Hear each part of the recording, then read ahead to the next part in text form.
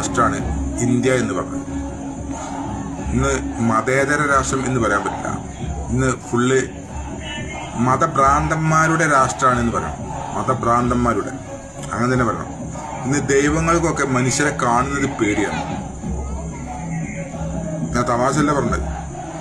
ഒരു അയ്യപ്പനെ വെച്ച് മതത്തിന്റെ വേലികെട്ടിൽ നിന്ന് മനുഷ്യരെ മോചിപ്പിക്കണം എന്ന് പറയുന്ന കമ്മ്യൂണിസം അയ്യപ്പ സംഗമം നടത്തുകയാണ്. വെള്ളാവള്ളിന്റെ അണ്ടി താങ്ങി വരെ നടക്കുകയാണ്.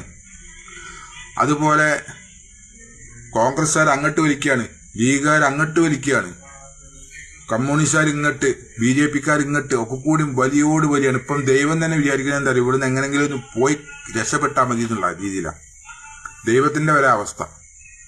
അപ്പോ ഈ മതഭ്രാന്തന്മാരുടെ കോലാഹലങ്ങൾ കണ്ട് ദൈവങ്ങൾക്ക് വരെ ഇപ്പൊ പേടിയാണ്.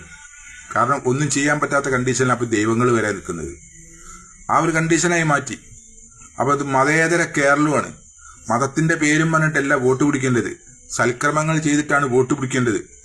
എന്തിനേറെ പറഞ്ഞ് നല്ല കാര്യങ്ങൾ ചെയ്തൊരു മന്ത്രി ആവട്ടെ, അല്ലെങ്കിൽ MLA ആവട്ടെ, അല്ലെങ്കിൽ പ്രധാനമന്ത്രി ആവട്ടെ, ഏത് ആളുകളാണെങ്കിലും ഒരു വാൾ പോസ്റ്റ് പോലും ഒട്ടിക്കേണ്ട ആവശ്യമില്ല, ഒരു പ്രചരണം നടത്തേണ്ട ആവശ്യമില്ല. ആളുകൾ കൃത്യമായിട്ട് അവർക്ക് വോട്ട് ചെയ്യും. അവരുടെ അടുത്ത് ന്യൂനതകളൊന്നുമില്ല, അവരുടെ അടുത്ത് കളവുകളും വഞ്ചനകളും ഒന്നുമില്ല എന്നുണ്ടെങ്കിൽ ആളുകൾ ഒന്നടങ്കം കൃത്യമായിട്ട്, അത് മതം രാഷ്ട്രീയം മറ്റുള്ള കാര്യങ്ങൾ നോക്കിയിട്ടല്ല, ആ വ്യക്തിക്ക് ആളുകൾ വോട്ട് ചെയ്യും എന്നതിൽ യാതൊരു സംശയമില്ല. ഒരു വാൾ പോസ്റ്റോ അല്ലെങ്കിൽ ഒരു പ്രചരണം ഒന്നും വേണ്ട. നമ്മളെ മഹാനായ പ്രധാനമന്ത്രി ഒരു വെക്കേഷന് പോലും പോകലില്ല എന്നാണ് പറഞ്ഞത്. ഒരു വെക്കേഷന് പോലും പോയില്ല, അത്രയും ഭയങ്കര തിരക്കിലാണ്. ഞാൻ ചോദിക്കട്ടെ, അദ്ദേഹം എവിടെയെങ്കിലും പാറ കണ്ടിക്കുകയാണെങ്കിൽ അവിടെ ഒരു കാവി പൊതിച്ച് അല്ലെങ്കിൽ ചോപ്പ് പൊതിച്ച് നേരെ പിന്നെ അവിടെ ഒരു ദിവസം കൂടുന്ന ആളാണ്. അപ്പൊ അദ്ദേഹത്തിന് തിരക്കില്ല. അപ്പൊ അദ്ദേഹം എന്ത് നന്മയാണ് ഈ രാജ്യത്തിന് വേണ്ടി ചെയ്യുന്നത്? ഞാൻ ചോദിക്കാണ്, എന്ത് നന്മയാണ് ഈ രാജ്യത്തിന് വേണ്ടി ചെയ്യുന്ന? ആ സമയത്ത് അദ്ദേഹം പോവുകയാണ് പൂജാരിന്റെ പണിയെടുക്കാൻ. ഏത് ഒരു പൂജാരിന്റെ ജോലി ചെയ്യാനും വേണ്ടി അമ്പലത്തേക്ക് പോവുകയാണ്, അമ്പലത്തിൽ പൂജാരിപ്പണി ചെയ്യാൻ. ആ സമയത്തിന് എന്ത് ജോലിയാണ് അദ്ദേഹം ചെയ്യുന്നത്? അതുപോലെ ഓരോ കാര്യങ്ങൾ എണ്ണി പറയുകയാണെങ്കിലും അദ്ദേഹം വെറും പാഴാക്കുന്ന സമയങ്ങൾ ഒത്തിരിയുണ്ട്. അദ്ദേഹം ഈ രാജ്യത്തിന്റെ പ്രധാനമന്ത്രിയാണ്, ലക്ഷക്കണക്കിന് രൂപ ശമ്പളം വാങ്ങിക്കുന്നുണ്ട്.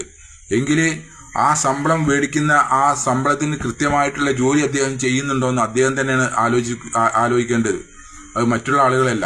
പക്ഷെ നമുക്ക് അതിനെ പറ്റിയൊന്നും പറയാൻ പറ്റൂല, അതുകൊണ്ട് മിണ്ടാനും പറ്റൂല, അതുകൊണ്ട് മിണ്ടൊന്നുമില്ല. അപ്പം ഞാൻ വെക്കേഷനൊന്നും പോകലില്ല, ഒരു വെക്കേഷൻ പോലും ഞാൻ ഇന്നലെ പോയിട്ടില്ല എന്ന് പറയാനുള്ള അവകാശവാദം അദ്ദേഹത്തിനില്ല എന്ന് പറയാൻ ഉള്ള ധൈര്യം അല്ലെങ്കിൽ ആ ആർജവം നമുക്കുണ്ട്.